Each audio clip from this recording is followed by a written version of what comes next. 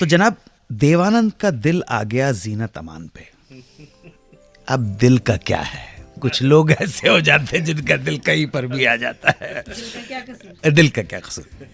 और जब उन्हें प्रपोज करने के लिए डेट पर ले जाने वाले थे तो बीच में आ गए राज कपूर।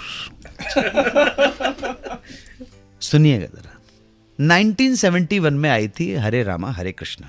इस सुपरहिट फिल्म थी। इसकी सफलता के बाद देव साहब को लगने लगा कि वो जीनत अमान से प्यार कर बैठे। उसके बाद तो जीनत अमान ने देव साहब के साथ हरे रामा हरे कृष्णा, इश्क इश्क इश्क, प्रेम शास्त्र, वारंट, डार्लिंग डार्लिंग, काफ़ी फिल्मों में काम किया। हाँ जी, हीरा पन्ना।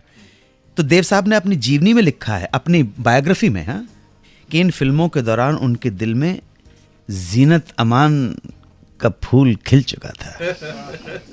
जब कभी भी अखबारों और फिल्म मैगजीन में जीनत अमान के बारे में कुछ छपता तो देव साहब का मन मयूर नाच उठता था।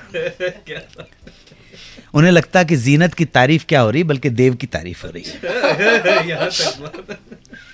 और जब कभी भी मैगजीन्स में कभी जीनत और उनके रोमांस की गॉसिप अखबारों में छप जाती तो दिल बल्लियां उछलने लगता था।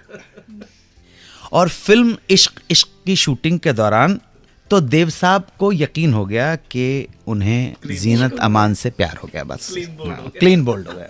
अब दिल से मजबूर देव साहब से सब्र हुआ नहीं और उन्होंने फैसला कर लिया कि वो जीनत अमान से अपने दिल की बात कह ही डालेंगे, प्रपोज कर ही डालेंगे, I love you.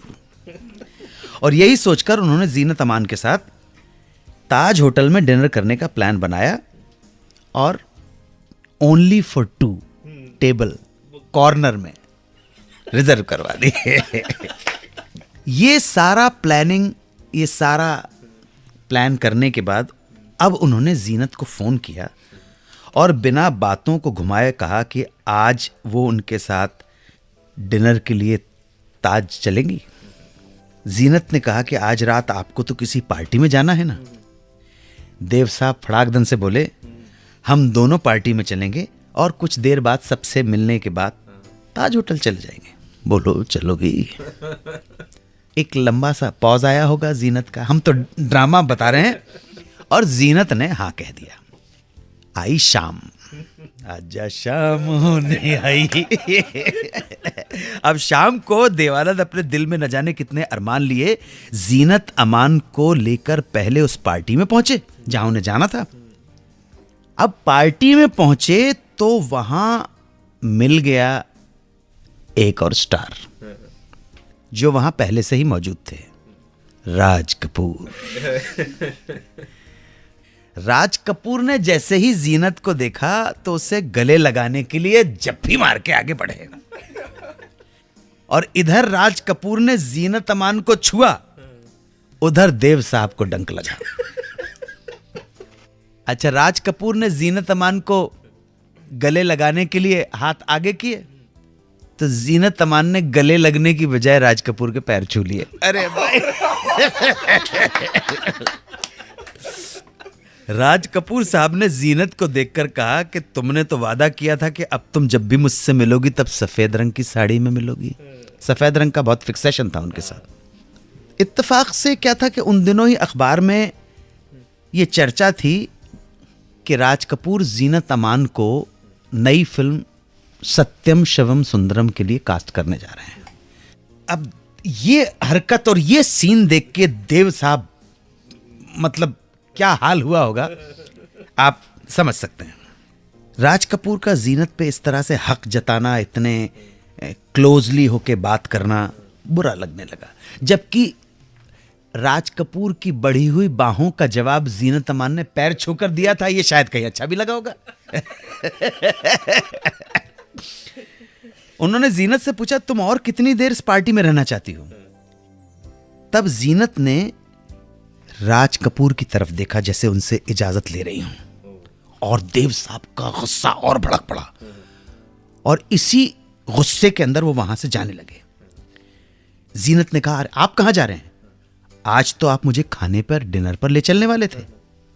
Raj Kapoor ने इंटरप्ट किया, बोल पड़े, देव जीनत को यहीं रहने दो और तुम भी यहीं पार्टी का मजा लो। देव आनंद से अब ये सब बर्दाश्त नहीं हो रहा था, उनके सब्र का बांध अब टूट चुका था। उसी वक्त वो वहां से निकल गए और उन्होंने जीनत को जाते हुए बस एक ही बात कही थी, फ्री होकर मुझे फोन करना, और वो चले गए।